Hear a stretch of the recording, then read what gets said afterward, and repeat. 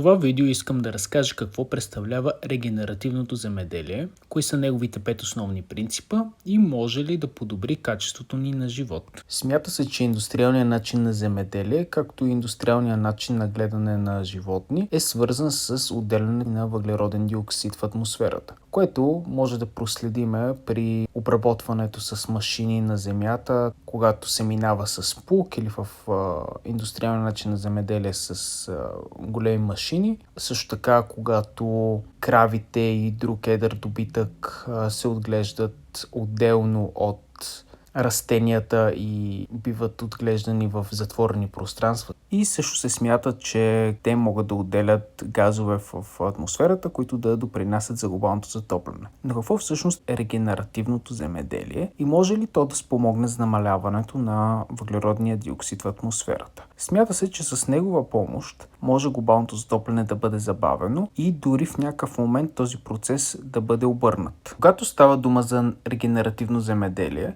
в конкретния случай, който е на самата диаграма, може да видим как растенията имат способността да извличат въглеродния диоксид от атмосферата. Тоест, растенията ни помагат да извлечеме част от въглеродния диоксид и да го задържиме в почвата. Животните също имат своята роля. Когато животните не са отглеждани изолирано, а са пускани да пасат, те имат способността да ги наторяват. По този начин се повишава хранителната стойност на самата почва, когато това е комбинирано с избягването на инвазивни практики, като оренето с плуг или с различни модерни машини. Всички тези практики могат да спомогнат почвата да става все по-плодородна и все повече хранителни вещества да могат да се извличат от растенията. Също така в регенеративното земеделие се смята, че е добре почвата да е покрита през колкото се може по-голяма част от времето и по този начин се предпазва тя от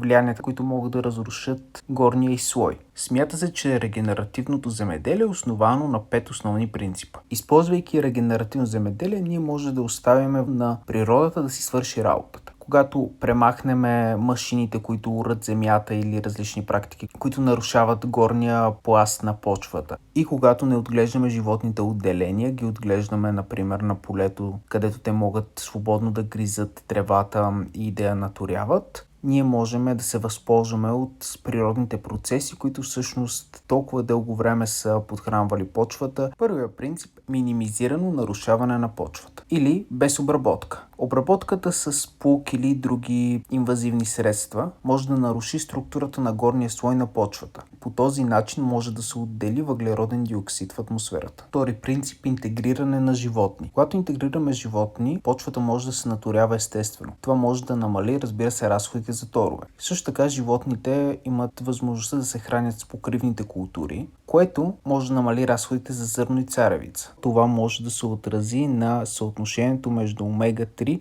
и омега-6 на месото. Трети принцип е поддържане на почвата покрита. Това може да се случи чрез поддържане на покривни култури, като те могат да предпазват почвата от атмосферните влияния, докато няма друга култура, която да бъде засадена и по този начин обогатяват самата почва. Четвърти принцип – използване на различни култури. Когато се използват различни култури, може да се обогати почвата. По този начин се спомага за по-добри реколти и за по-висока хранителна стойност. Друг плюс е диверсификацията на риска от провал на някои от културите. Номер 5. Поддържане на корени в почвата целогодишно. Когато се поддържат корени в почвата, т.е. има растения върху самата земя, това дава възможност за нейното запазване и по този начин тя също може да бъде обогатена с хранителни вещества. Това може да спомогне за процес на секвестиране на въглеродния диоксид в почвата.